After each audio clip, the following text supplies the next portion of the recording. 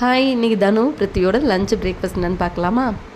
Morning பிரேக்ஃபாஸ்ட்டுக்கு பொங்கல், அதுக்கு தேங்காய் சட்னி தான் ப்ரிப்பேர் பண்ணியிருந்தேன். லஞ்சுக்கு பாப்பா லெமன் ரைஸ் 2-3 நாளாகவே கேட்டுட்ருக்காங்க. ஸோ லெமன் ரைஸ், அதுக்கு பொட்டேட்டோ ஃப்ரை தான். ஸ்நாக்ஸ்க்கு நான் மாம்பழம் பேக் பண்ணி வச்சுக்கிட்டேன்.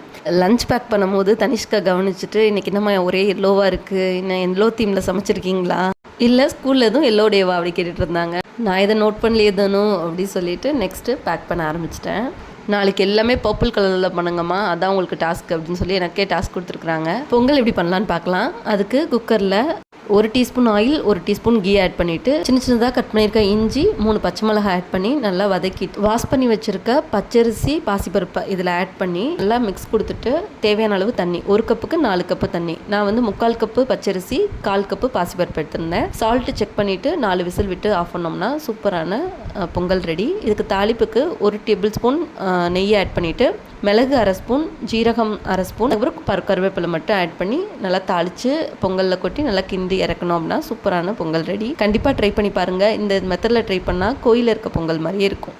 ரொம்ப நேரத்துக்கு சாஃப்டாகவும் இருக்கும் சாப்பிட்றதுக்கு. குழந்தைங்க நல்லா விரும்பி சாப்பிட்டாங்க.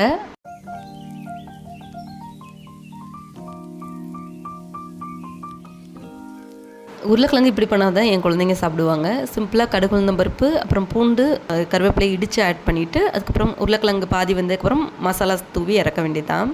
இப்போ லெமன் ரைஸ் எப்படி பண்ணலான்னு பார்க்கலாம். அதுக்கு ஒரு பேனில் எண்ணெய் ஊற்றி கடுகு உளுந்தம் பருப்பு, கடலைப்பருப்பு, நிலக்கடலை நல்லா பொரிஞ்சதுக்கப்புறம் கருவேப்பிலை, வரமிளகா ஒன்று ஆட் பண்ணிவிட்டு 1/4 டீஸ்பூன் மஞ்சத்தூள், பெருங்காயத்தூள் ஆட் பண்ணிவிட்டு நல்லா ஒரு மிக்ஸ் கொடுத்துட்டு அதுக்கப்புறம் லெமன் ஜூஸ் ஊற்றிட்டு ஃப்ளேம் ஆஃப் பண்ணிடணும்.